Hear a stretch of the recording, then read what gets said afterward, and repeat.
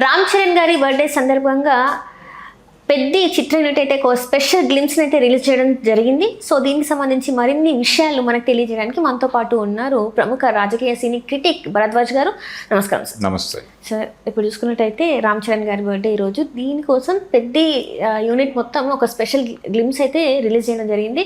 ఆ గ్లిమ్స్ చూసిన తర్వాత మీకు ఎలా అనిపించింది సార్? అంటే రామ్ చరణ్ ఈరోజు ఆయన బర్త్డే, అలాగే బర్త్డే సందర్భంగా శ్రీరామనవమి రావటము, రెండోది రామ్ చరణ్ అనే పేరులోనే ఆ పేరు విన్న ఎవరికైనా అర్థమయ్యేది హనుమంతుడి పేరు. అయితే ఈ గ్లిమ్స్లో ఆయన పోస్చరు ఆంజనేయ స్వామిని పోలి ఉండటం అనేది అంటే ఒక స్పెషల్ గిఫ్ట్గా మారిపోయింది. అది ఆయన అభిమానులకు మాత్రమే కాదు, మెగా అభిమానులతో పాటు సినీ ప్రేక్షకులకు కూడా. అందుకని ఇలా ఈ గ్లిమ్స్ ద్వారా మనం జనాలను కనెక్ట్ చేసుకోవచ్చు అనుకున్నారు. వాళ్ళ వ్యూహం వర్కౌట్ అయింది. జనాలు విపరీతంగా చూస్తున్నారు. ప్రపంచవ్యాప్తంగా విపరీతంగా వ్యూస్ని రాబడుతోంది. అది ఇవన్నీ కలిసి రావటం అనేది ఈ సినిమాకి కూడా కలిసి వచ్చేటువంటి అంశంగా మాట్లాడుతున్నారు. ఇది ఇప్పటి వరకు పెద్ద సినిమా గురించి ఇదేదో క్రికెట్ నేపథ్యంలో నడిచేటువంటి కథ అనే అందరికీ తెలుసు. కానీ టోటల్గా అనేక స్పోర్ట్స్కు సంబంధించిన వ్యవహారాలు, అనేక స్పోర్ట్స్ ఇందులో ఉండబోతున్నాయి అనేది కేవలం క్రికెట్కు సంబంధించిన వ్యవహారం మాత్రమే కాదు. ఇది అంటే కుస్తీకి సంబంధించిన లేదు, మొత్తంగా క్రీడా ప్రపంచానికి సంబంధించిన కథ ఇది. అందుకని ఇందులో ఒక మల్ల యుద్ధ యోధుడిగా కనిపిస్తున్నాడు ఈ గ్లిమ్స్లో రామ్ చరణ్. అందులో డైలాగ్ ఉంది, అంటే కుస్తీ పోటీ అంటే ఏదో బ్యాట్ పట్టుకుని ఎదురెళ్ళి బాలుని కొట్టడం కాదు అంటే అవతల వైపు నుంచి డైలాగ్ అది. అన్నప్పుడు ఆటే నా పొగరు అనేటువంటి ఒక కౌంటర్ ఇస్తాడు ఈయన. ఆటే నా పొగరు అంటాడు తప్ప క్రికెటే నా పొగరు అనడు. అనటం అంటే ఏ క్రీడనైనా ఒకటిగానే చూసి ప్రతి క్రీడలోనూ ప్రావీణ్యం సంపాదించి ఆ ఏరియాలో తన జెండా ఎగరేసేటువంటి ఒక క్యారెక్టర్. ఇది ఈ మధ్య కాలంలో పెద్ద నుంచి వచ్చినటువంటి ఒక ఇన్స్పిరేషనల్ లేకపోతే మోటివేషనల్ సాంగ్ ఒకటి వచ్చింది.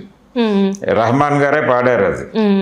కాబట్టి ఆ పాటలో మొత్తం ఊళ్ళో ఉన్న యూత్ని ఇన్స్పైర్ చేసి వాళ్ళందరినీ రోడ్డు మీదకి తీసుకొచ్చి ఏదో యాక్టివిటీలోకి దింపుతున్నటువంటి హీరో కనిపించాడు. ఏ నేపథ్యంలో దేనికోసం ఈ యుద్ధం జరుగుతోంది, ఎందుకోసం ఆయన ఇవన్నీ చేస్తున్నాడు అనేది సినిమాలో చెప్తాడు బుచ్చిబాబు గారు. కానీ ఈరోజు ఈ మల్ల యుద్ధ యోధుడిగా ఆయన్ని ప్రదర్శించడంతో పాటు ఆ గద పట్టుకుని కూర్చునేటువంటి పోస్చర్, అది అభిమానుల్ని ఇప్పుడు అట్రాక్ట్ చేసింది గ్లిమ్స్లో. అది సినిమాలో నెక్స్ట్ లెవెల్లో ఉండబోతోంది అని చెప్తున్నాడు ఆయన బుచ్చిబాబు.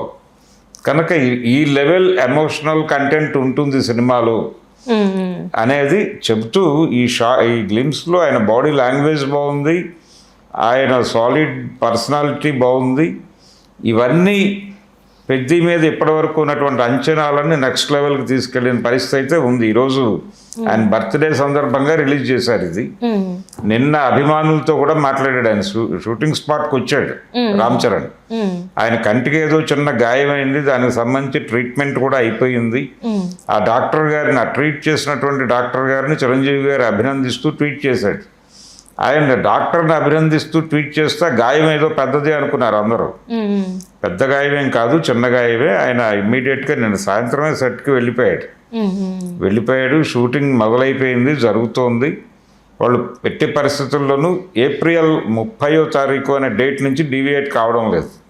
నిన్నంతా పుకార్లు వచ్చినాయి, అంటే ఇది డేట్ మారే అవకాశం ఉంది, 15వ తారీఖు వరకు షూటింగ్ జరిగే ఛాన్స్ ఉంది, ఇంకొక సాంగ్ పిక్చరైజ్ జరగాల్సింది ఉంది, ఒక ఐటమ్ సాంగ్ పిక్చరైజ్ కావాలి, ఇంకా గ్యాప్ ఉంది.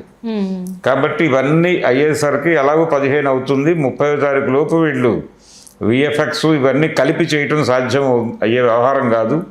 ఈ సినిమా పోస్ట్ పోన్ అయి మేకి వెళ్ళే ఛాన్స్ ఉందని మాట్లాడారు చాలామంది.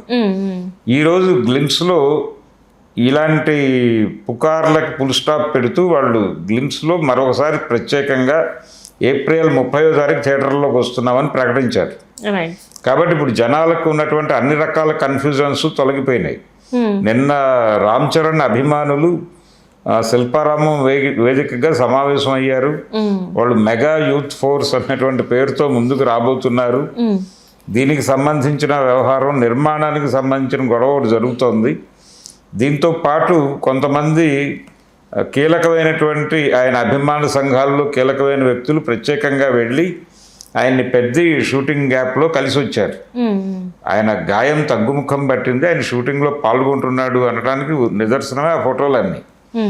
సో పెద్ద సినిమా ఒక కొత్త, ఇప్పటి వరకు ప్రమోషన్ మీద వాళ్ళు క్రియేట్ చేసినటువంటి ఇమేజ్ కంటే కూడా, బజ్ కంటే కూడా ఈరోజు రిలీజ్ చేసినటువంటి స్పెషల్ గేమ్స్ క్రియేట్ చేసిన బజ్ ఎక్కువ. ఇప్పుడు ఆ సినిమా ఈ పర్టికులర్ గ్లిమ్స్ చూసిన తర్వాత సినిమాలో హిట్టు కళ కనిపిస్తోంది అని మాట్లాడుతున్నారు జనాలు. కనుక ఒక సాలిడ్ హిట్ కొట్టబోతున్నాడు పెద్ద సినిమా నుంచి రామ్ చరణ్ అనేది ఈ గ్లిమ్స్ ద్వారా అర్థం చేయించడం జరిగింది. అది అప్రిషియేట్ చేసే పద్ధతిలో ఉంది. పర్టికులర్గా ఆయన పోస్చర్ చాలా బాగుంది, ఆ గద పట్టుకుని కూర్చున్నటువంటి తీరు చాలా బాగుంది. Right thank you so much sir. Thank you.